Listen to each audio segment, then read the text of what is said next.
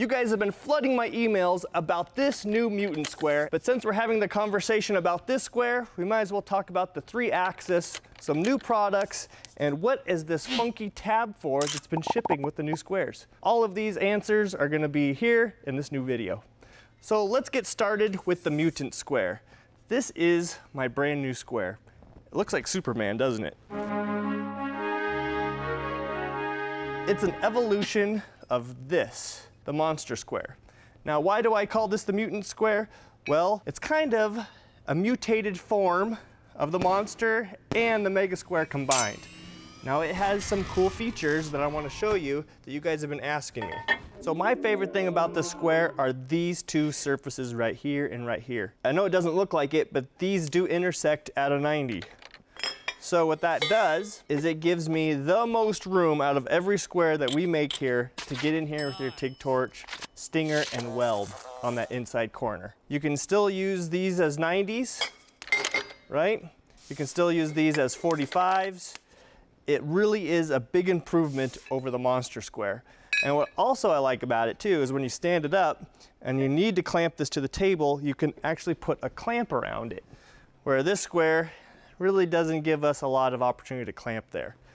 So this is a single tab and it generally goes right here in the corner. Now, why is this an issue? Well, if you're doing a miter joint, the purpose of this tab is to extend this surface of the square out and touch here and here.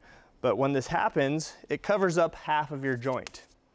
And if you swing it out of the way, it doesn't do anything to this tube right here. The solution to this problem is to use this guy. What we can do is use any one of these 3 holes for certain situations. And in the case of a miter joint, I can use this corner right here. And now it frees up this entire joint to be tack welded as still touching this surface and this surface. But wait, there's more! This is a pretty common connection also. Standard tab does the same thing. It covers up half of your weld joint. What I want to use is this hole right here. Touches this surface, and leaves that butt joint open. What are you going to use this hole for, Jace? Now what it's for is for when you have the square standing up. And then when you want to weld this to a piece of plate steel or down to any surface, maybe it's like this, and the tab stays out of the way. So hopefully that answers some of your questions that you have about the Mutant Square. This is 10 inches and it is now one of my new favorite squares. A great way to support more videos like this is to rock and wear a Fireball t-shirt. We have several styles to choose from and more coming soon. One of the hardest joints to weld, in my opinion, is a base plate and a short post on top of that. Getting this 3rd axis perfect with a level, you got to square it up this way, and you tack and you move it all around. It's extremely frustrating. But this square can take care of that all at the same time. Move it where you want, put some clamps on it, and it's done for you.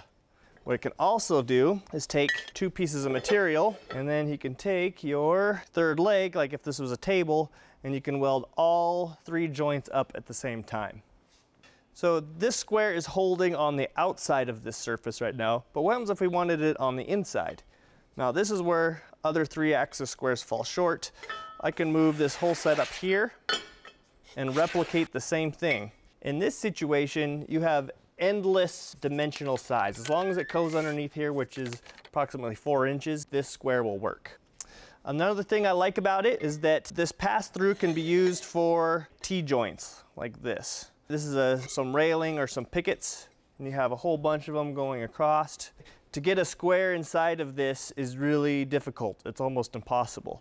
But with this one, I can hold it on the outside and the inside at the same time. So I can get inside tight spaces with this 1-inch wide foot and square stuff up. And 2, you don't need to use it in the 3rd axis. You can just use it like this if you want to. Got a lot of room to weld around it. It's so handy. You can put your clamps around it. It's also designed to be used with a fixture table. There's some holes in the bottom of the feet where you can thread some screws in there, which come with the square. And then there's magnets on the bottom to give you a little bit more stability if you don't have a fixture table. But it's not so strong that it doesn't want to move. It's just there to kind of help the grip. Another question is, what is with this coating that's on it? And this is called Dragon Scale. This is an anti-spatter coating that is so tough. You can practically weld on the square and the weld won't even stick to it. But don't do that. You can weld real close to it. It's pretty tough stuff. They all come dragon scale coated. That's just the way we roll around here. I love this thing. So some more news. I have started a Fireball tool forum, a place where we could talk about tools, Fireball tools, big equipment, things that are happening in our industry, movie making, videography, things we're doing here in the shop, and of course, your guys' projects. Please join me on this adventure of the forum. I think we can make it a really great place for metalworking, and I'd like to see you guys there. A lot of you guys are receiving your Hardtail Vises, and you've requested a blank base plate for them. So here's a contoured base plate that fits perfectly. This is 1/2-inch steel plate cut on the water jet. So I was a little torn on what size hole I should put in them for you. So I decided on a drilled hole that will accept a 5/8 11 tap. That's what I suggest you do, is just tap the holes. But if you don't want a tapped hole, you can drill this out to whatever size you want. You can weld this to a side of a table, modify it, weld to it. You can do whatever you would like with this blank. It's here for you guys. Thank you for your suggestion. Keep them coming, and I'll continue to make more stuff just like this.